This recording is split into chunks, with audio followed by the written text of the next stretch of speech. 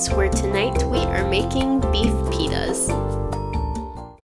Per usual, I've got to grab a couple of things from the store, so we're just making the quick drive over to Aldi's, which is my favorite grocery store, as I mentioned in my last video. Jumping right in, we're headed straight to the fresh fruits. All of their fresh produce is right at the front of the store, so I'm going over to grab a pack of limes? Not really sure. Anyways, those looked good. Then we headed to dairy so that I could grab some non-fat Greek yogurt. Then we headed back to meats to grab some ground beef. And then we're gonna head back up to checkout and ring up all of our items.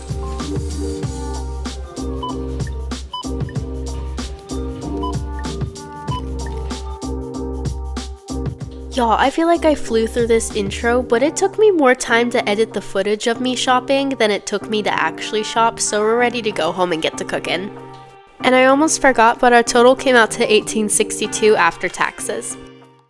Alrighty, so for this recipe, we're gonna need 1 pound of ground beef, an onion, 1 bell pepper, hummus, Greek yogurt or sour cream, feta cheese, pitas, cherry tomatoes, and 1 zucchini or a cucumber.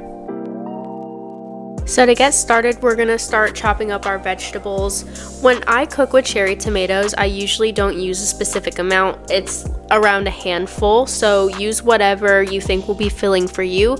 You'll see that I cut 1 tomato, and then I cut a second tomato, and then boom, I have a whole bowl full of tomatoes because unbeknownst to me, my phone was on 1% and it died in the middle of me filming myself chopping up those tomatoes.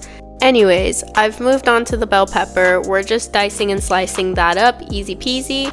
Then we're gonna move on and start chopping up our onion. I do use a whole onion for this recipe. I love onion. I think I said in my last video that I'll put bell peppers and onions in just about anything that I can, honestly.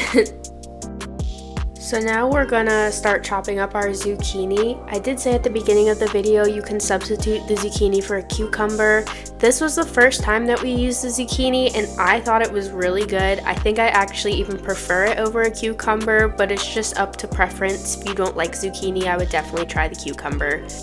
Now we're gonna give everything a good drizzle of olive oil. If you want, you can use butter, up to you. I'm just using olive oil because we had that on hand. Make sure you mix everything so that there's a good coating on all the veggies, and when you're done, it should look something like this.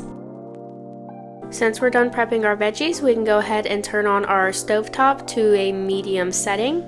And we can add our pound of beef to a pan to start frying that up.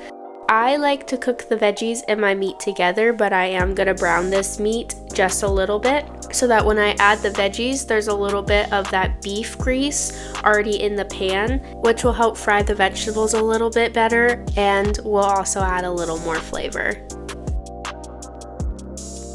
Alrighty, give that a good mix. Don't worry about if anything's not touching the bottom because we'll put a lid on this to make sure that we trap that heat in so that everything cooks thoroughly. Now that our meat and veggies are cooking, we can start prepping our pitas. Since me and Evan are eating dinner together, I'm using 4 pitas so that we can have 2 pitas each. I'm just gonna pop these into the microwave. I microwave them for about 2 minutes or so. Did y'all just see the way I closed the microwave? Why did my hand look like that? I really hated that. Our meat and vegetables are looking pretty good, so we're gonna start seasoning them. I just realized as I was recording this that I did not make a seasonings list at the beginning of the video, but I'm just using all seasoning. And then I'm gonna add a little bit of parsley, so it's really nothing fancy. And I don't think I add anything else other than salt and pepper towards the end. Give that a good mix, and then we're gonna let this cook for just a little bit longer just so those seasonings can absorb a little bit. Our pitas are ready, so we can go ahead and take those out of the microwave so that we can start prepping them. Yeah, I know you see that in the back. That's my lighting setup for this video. We are not bougie in this house, we budget, and that was budget lighting at its finest. Also, y'all, please forgive me because I am 100% getting over a cold and I feel like I sound super nasally. But anyways, we are setting up our pitas so that we can layer down our hummus. I like to use the hummus as the base of my pita because I feel like it helps the ingredients stick to the pita bread. They are very similar to tacos, so when you pick them up to take a bite, things do have a tendency to fall out. Also, I just realized that I've been calling these beef pitas, but aren't they technically gyros? Like, technically, isn't this the style of food? I'm not really sure. I came up with this recipe off the top of my head. I did not get this off the internet. This is just something me and Evan throw together, and we have this maybe once a week, at least 4 times a month. I also just realized that I forgot to buy stuff to make tzatziki sauce, which according to Google, if I had bought the ingredients for tzatziki sauce, we would 100% technically be making gyros right now. So beef, pitas, gyros, whatever you want to call them, they'll still be delicious. And now that our meat and vegetables are done cooking, we can start piling those onto our pitas. Y'all, I'm laughing at how bad this angle is because I really gave you nothing. Mind you, Evan wasn't home, so I didn't have an extra set of hands to help me record. So I'm 100% using things in my kitchen to prop my phone up on for just about every single bit of this video. With that said, we are adding the final touches to our pitas. I'm just sprinkling a little bit of feta cheese on all 4. You can add as much or as little as you like. Again, that's one of those things that's up to preference. And now we're gonna add a little bit of Greek yogurt. We use Greek yogurt the same way that we use sour cream. It just depends on the dish. If you prefer sour cream, you can use that. And now we're gonna add a little bit of pepper.